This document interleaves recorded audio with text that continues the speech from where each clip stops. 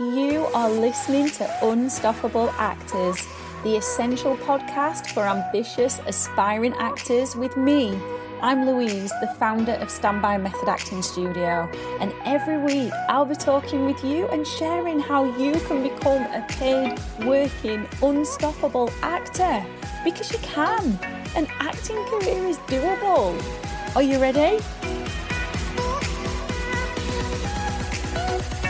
Hey, Unstoppable Actor. I'm so excited to dive into today's episode with you because we're covering a subject that I know from personal experience I have struggled with so badly, and I know that so many other actors and aspiring actors have as well. And it really hinders our performances. In fact, from personal experience, I can share with you that it really stunted my growth as an actor and it kept me stuck for a long time. But before we get started, I would absolutely love you to join one of the most inspiring, supportive and exhilarating acting challenges on the planet, the 5-day Method Acting Challenge, where I'll be showing you how to master the process top stars use to become one with your characters. We start Monday the 25th of January 2021, and each day I'll be challenging you with a method acting technique that will pull you closer to the character's heart so you can live through the role with confidence. You can enroll by going to this link, bit.ly/5-day-challenge, or by clicking the link below the podcast. No matter what stage you're at, an acting career is doable. Are you ready to dive in? So this thing we're going to be exploring is judging our performances. I'm going to be sharing with you, a few ways that this manifests in our work when we do judge our performances, what it leads to, and how you can start to recognize when you're doing it and how you can start to overcome it. Because there is nothing worse than being in the middle of a scene and all of a sudden the mind monkeys, as I like to call them, taking over and judging you and telling you bad things about your performances, because it just doesn't help us at all. Now, I got sucked into judging my performances, when I was in my late teens, I think it was. I can't remember the exact age. But I then was doing it for many years until I retrained in the method. And it just made me feel really bad about myself. So I remember I was doing this performance and all of a sudden I just became really aware of the audience. I was like, oh my God, the audience is there. I'm not supposed to notice them. They shouldn't be here. I should be really focusing on the character and I shouldn't even see them. And it was like one of those pictures, where there's an object in it.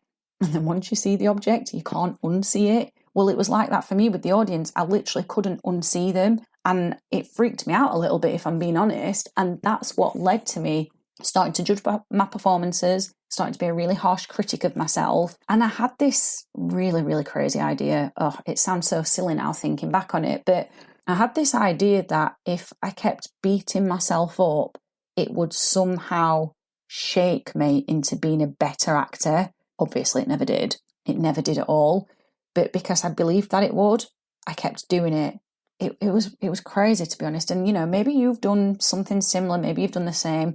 Or maybe you're just starting out on your acting journey and you want to learn about this so you never do it. Well, there's one thing that I want to share with you. If I know anything for certain, it's that when we get sucked into this mindset of beating ourselves up, of judging ourselves, of judging our performances, and we keep repeating this, we are literally flooding the body with stress. I didn't know this back then when I was doing it. It's only through training in the method and learning about the body that I've recognized this.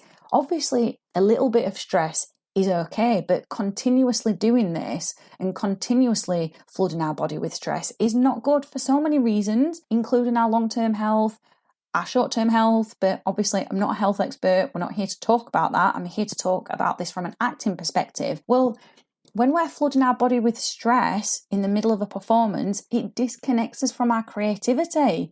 It literally leads to us being disconnected from our body, from our imagination, from our heart, from our emotions, and we simply default to performing in a survival state. It is literally like we are trying to survive the performance. Now, you will have heard of fight, flight, or freeze. This literally shows up in performances when we default back to a survival way of acting. So I'm going to share with you how it showed up for me, and hopefully it might inspire you and make you think about, oh my God, yes, like I've experienced something similar or the same thing or something slightly different. But my aim is by telling you how it shows up in me, that it's going to help highlight how it shows up in you.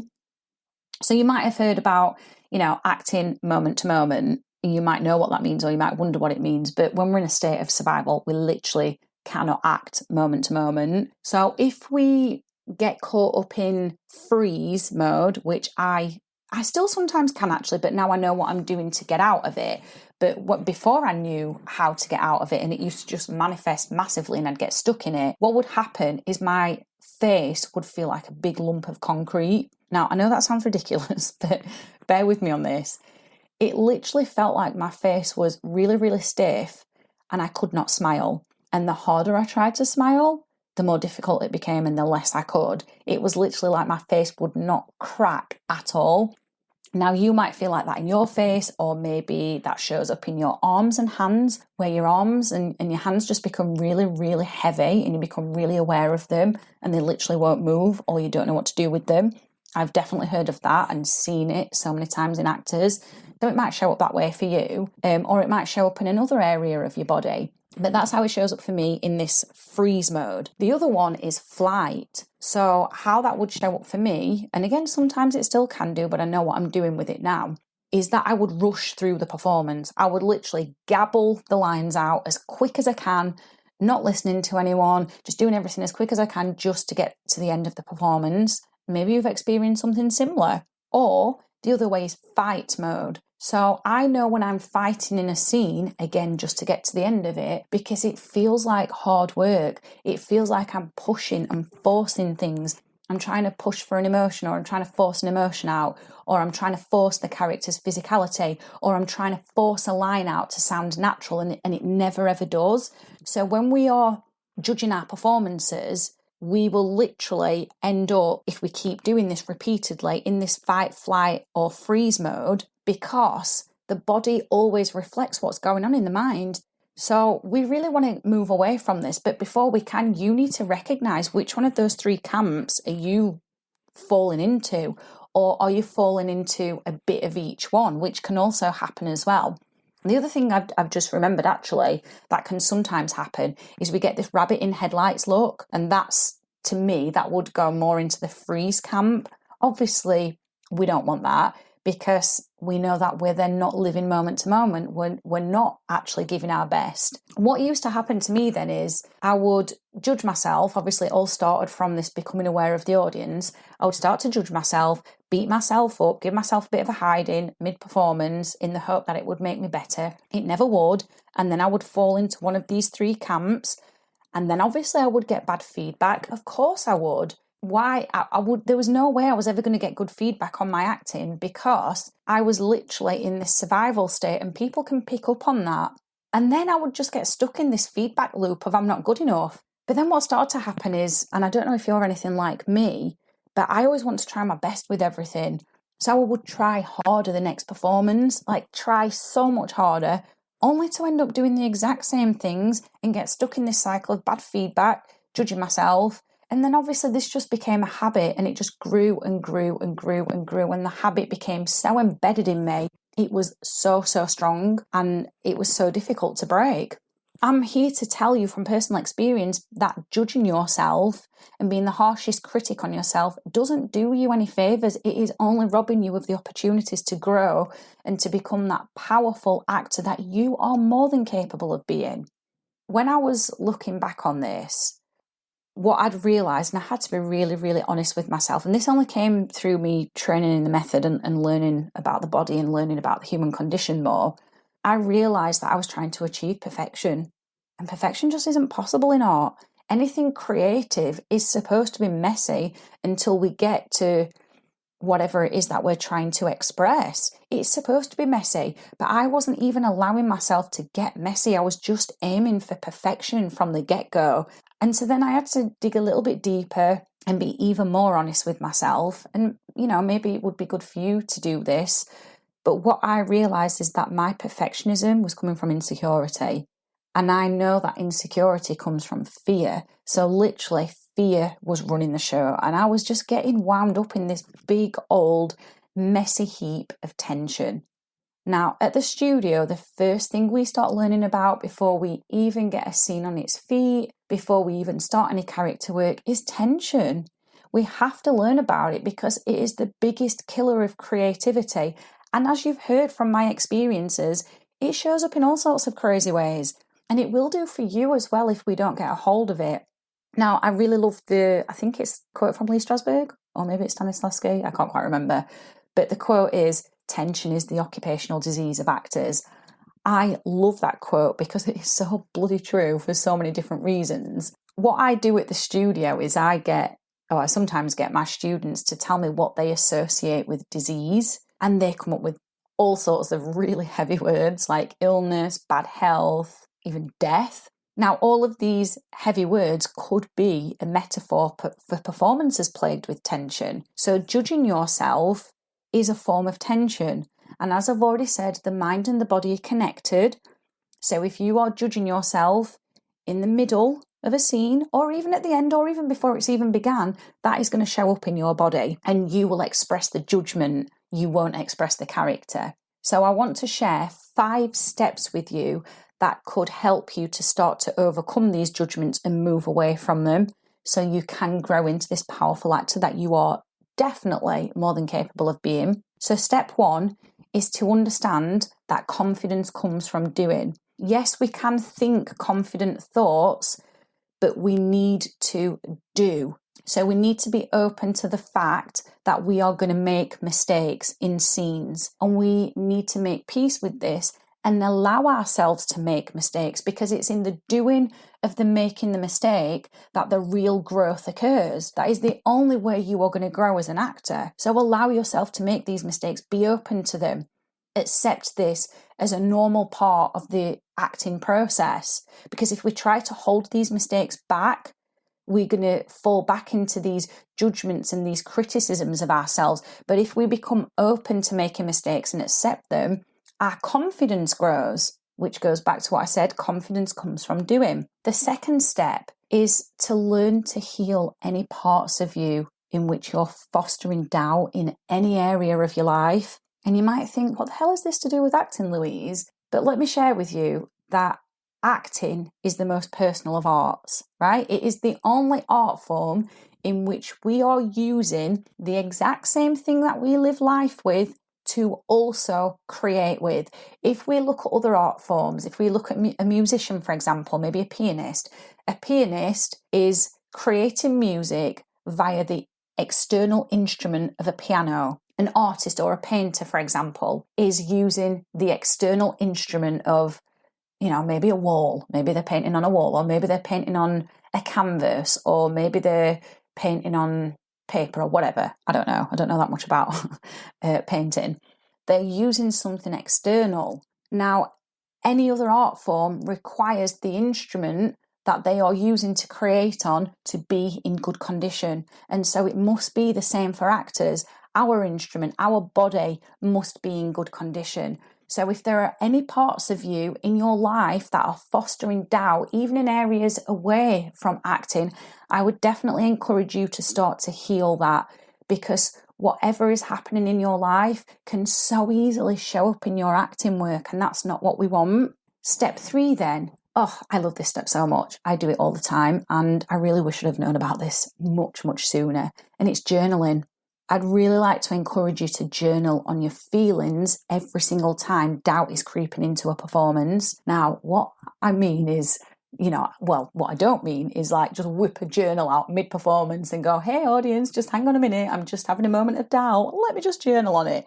Because that would be a bit weird, right? We can't do that. It's not practical. What I mean is, either before or after an audience, whenever you have recognised that doubt has been creeping in, get a journal out then. Journal on the feelings that are associated with these doubts. Try to understand the feelings. Try to understand the doubts. You are not beating yourself up. We're not getting stuck into that cycle. We're being very objective about it. And we're trying to recognise what's going on through journaling. It has been such a lifesaver for me in so many different ways because it's helped me grow as a person, which in turn has had a knock-on effect to my acting. It's helped me grow as an actor. It's helped me become more confident. I encourage my students to do it, and the ones that do it, I see much quicker growth in them as well. So it's really good to do that, because when you start to understand yourself, it's also going to help you understand characters much deeper as well. And then that puts you in a better position to be able to connect to them on a much deeper level. So the third step is to journal on your feelings when doubt is creeping in about your performances. The fourth step then is to find and recognize your unique gifts. What are they? What are you good at? Now, this is sometimes the most difficult step for many people, because I truly believe that society we've been conditioned to self-deprecate more than we have to be confident. I know things are changing, but it's almost as if being confident in yourself is looked down upon. And I'm here to tell you that you can be confident and humble. You don't need to be confident and arrogant. And you do have unique gifts. What are they? What are your unique gifts that can help you with your acting? Now, if you are brand new to acting and you've never stepped foot on a stage in your life, or maybe you just had a really short experience at school, you might find this quite difficult. But I promise you now, there is going to be something that you are really, really good at. Maybe you've got a really strong, vivid imagination. Obviously, that's going to be so useful for acting. Maybe you're really good at reading people's behaviour and body language. Obviously, that's going to be really useful for acting. Maybe, you don't have many inhibitions. And even though you might doubt yourself, you will throw yourself into anything. You'll try anything. Of course, that is going to be really good for acting. There's going to be something in you that you are really good at that can transfer through into acting. And I would like you to find what that is, because when you figure out what that is, it is going to give you more confidence in yourself as an actor. And then the fifth and final step is to practice one of these things that I've shared with you. Not because practice makes perfect. I really don't like that saying at all. If anything, we want to try and avoid perfection. What I really like is that repetition, which is what practice is, repetition is the mother of mastery.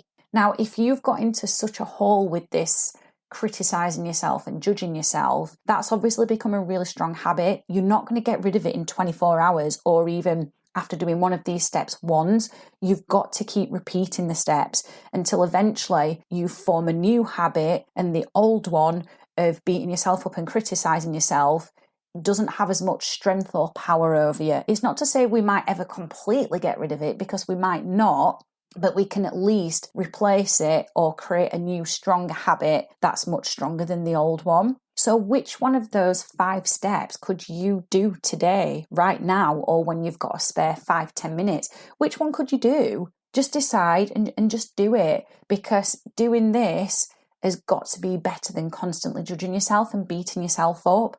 There is a powerful actor inside of you. There really, really is. It is just waiting to be unleashed, and you need to unleash it and unlock it by moving away from these criticisms and these judgments of yourself. I really hope today's episode has been inspiring for you. I hope it's given you a different thought process, or, maybe helped you start to consider your own judgments of your performances. But either way, there is that powerful actor inside of you. Go and get it. Go and let it out. I have absolutely loved hanging out with you, and I really hope you've enjoyed this episode of Unstoppable Actors, the essential podcast for ambitious, aspiring actors. Now, if you did, I'd really love you to subscribe so you never miss an episode, and leave a review. And if you would like 5 powerful method acting exercises to keep you making progress with your performances, come and join the most inspiring acting challenge on the planet. A 5-day method acting challenge. You can do that by clicking the link in the notes to help you become an unstoppable actor.